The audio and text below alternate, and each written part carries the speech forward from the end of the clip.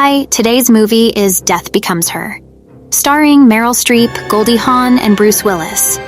The movie starts with Madeline Ashton performing a dancing show on Broadway. Her childhood friend Helen Sharp and her fiance Ernest Menville are watching her show. Helen noticed that Ernest has fallen in Madeline's glamorous charms. She fears that Madeleine will steal him from her as she did before with Helen past lovers. Helen's fears become true when their engagement falls apart, and Ernest marries Madeleine. Helen falls into a depressive spiral. Helen indulges in devouring cans of frosting, leading to weight gain and a sedentary lifestyle in her apartment filled with numerous cats. Her daily routine primarily revolves around watching a movie featuring Madeleine, where Helen fixates on a particular scene showcasing Madeleine's character meeting an untimely demise, replaying it incessantly. Due to her inability to pay rent, Helen is eventually evicted and admitted to a mental institution. Despite she receives a treatment therapy for several months, her condition remains unchanged, failing to exhibit any signs of progress. Her psychologist, Elena Reed Hall, advises Helen to completely expunge Madeleine from her thoughts. Strangely, Helen adopts this counsel in a distorted manner, taking it to heart. What? Madeleine's career starts to fade out. She is now obsessed with holding on to her once youthful looks. She wants to hide any symptoms of aging. In the meantime, Ernest has pursued a career as a mortician and finds himself trapped in an unhappy marriage, spiraling into alcoholism. Later, he is in a party attended by Madeleine. A lazy whose deceased mother Ernest had worked on approaches him and expresses gratitude for making her deceased mother appear beautiful for her wake. Caught in his own desolation, Ernest absent-mindedly reveals to the lady that he often relies on spray paint to enhance the appearance of the bodies. The woman is deeply disturbed by this revelation. On another occasion, Madeleine receives an invitation from her former friend Helen to attend a book launch event. Excited to reunite with Helen, Madeleine anticipates seeing her as the overweight woman she once knew, only to discover that Helen has transformed into a slim and stunning figure. Helen's dramatic transformation triggers a gradual descent into madness for Madeleine. Filled with anger, she tries to find new ways to appear more younger. It's pointless to me. Do you even care? Madeleine confronts her spa technician, who offers her a business card, claiming that it can provide assistance. She goes to see her young male lover, only to catch him in the act of cheating and cruelly informing her that she has aged beyond his interest. Overwhelmed by distress, Madeleine gazes at the card given to her and decides to visit Lille von Rumen. Madeleine finds herself in a grand Gothic mansion. It is Lille Palace. She reveals to Madeleine a remarkable potion capable of restoring her youth and granting her immortality. However, Lille advises Madeleine to cherish her body, as they will be together for a significant period. Madeleine still hesitates to take the potion, but Lille showed her what this potion can do for her. Out your hand.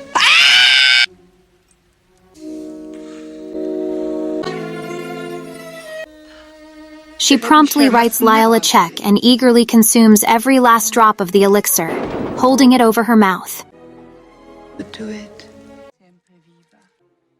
Before departing the mansion, Madeleine gazes into a mirror and marvels at the disappearance of her wrinkles, the return of her firm and toned body. She excitedly exclaims to the guard, "I'm a girl!" Meanwhile, Helen pays a visit to Ernest, attempting to seduce him into assisting her in killing Madeleine. Her plan is straightforward: drug Madeleine, stage a car accident, and make it appear as though Madeleine was driving under the influence. Wedge her foot and her on her way. After Helen's departure, Madeleine returns home, reveling in her newfound youth. Though feeling better than before, Ernest finds himself tempted by Helen's scheme. In a moment of confusion and provoked by Madeleine repeatedly insulting him as flaccid, Ernest impulsively pushes her down the stairs instead of coming to her rescue. Uncertain about his next course of action, Ernest contacts Helen, mistakenly assuming Madeleine is dead and inadvertently exposes their murderous plot. Don't you think it'll look... No, it's very difficult to determine. However, to his astonishment, Madeleine is still alive and the two rush to the local hospital. The doctor is astounded when his stethoscope detects no heartbeat or pulse, indicating Madeleine's apparent demise. Ernest briefly steps outside, only to return and discover that they have taken his wife to the morgue. Determined to care for his wife, whom he now considers a miraculous being. It's a miracle!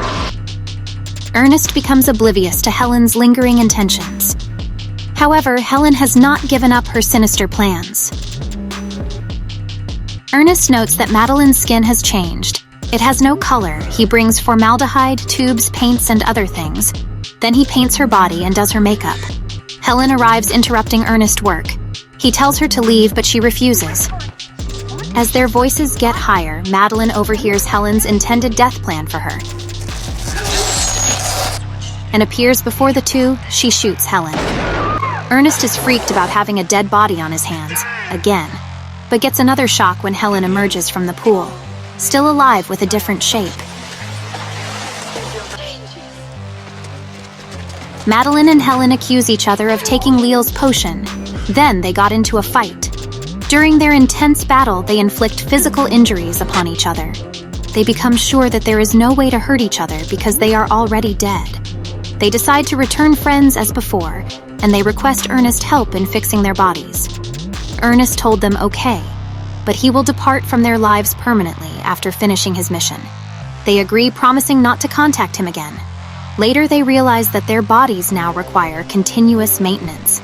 They come to the realization that in order to sustain their physical well-being, they will be dependent on Ernest's skills and expertise, implying that he must live indefinitely.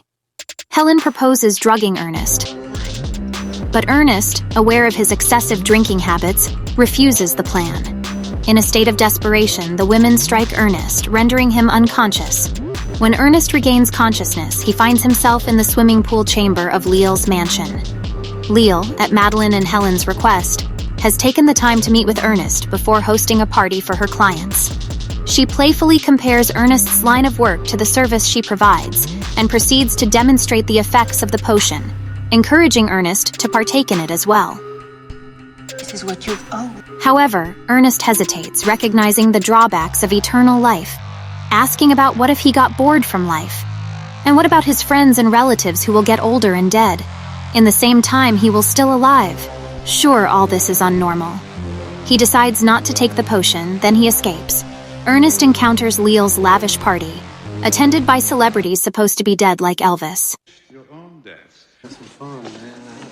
Helen and Madeleine pursue Ernest.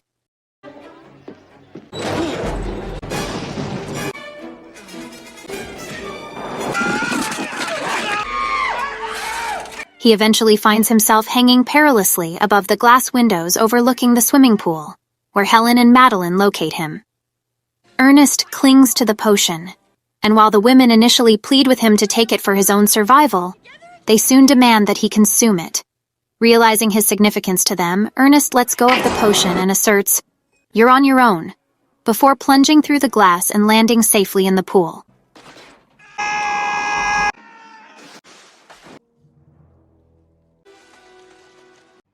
Ernest manages to escape the mansion. Helen and Madeleine, following Leal's orders, attempt to track down Ernest, only to discover that he has already packed and headed to the airport. It dawns on them that they are now indefinitely bound to each other, and must assist one another in maintaining their deteriorating appearances. 37 years later, Ernest finally passes away, and a funeral is held in his honor. The preacher delivers an eulogy, highlighting Ernest's remarkable achievements during his remaining years. In that time, Ernest got married and becomes a father of 6 children, establishing clinics for alcoholics, and even founding an institution dedicated to understanding and studying women and their behaviors. The preacher references Ernest's long-standing jokes about the living dead in Beverly Hills. Upon hearing the priest's concluding words, Madeleine sarcastically murmurs, "Blah, blah, blah, blah," and the women exit the church. They uncover their faces, who become miserable due to constant touch-ups. Helen and Madeleine engage in an argument. Helen accidentally slips on a can of spray paint she dropped. She asks Madeleine help, who thinks to seizing the opportunity. However, Helen refuses to descend alone and grabs onto her friend. The two of them tumble down the stairs, their bodies shattering into fragments upon reaching the bottom. Helen asked Madeleine, "Do you remember where you parked the car?" If you are interested, you can kindly like, share, and subscribe. Thanks for watching.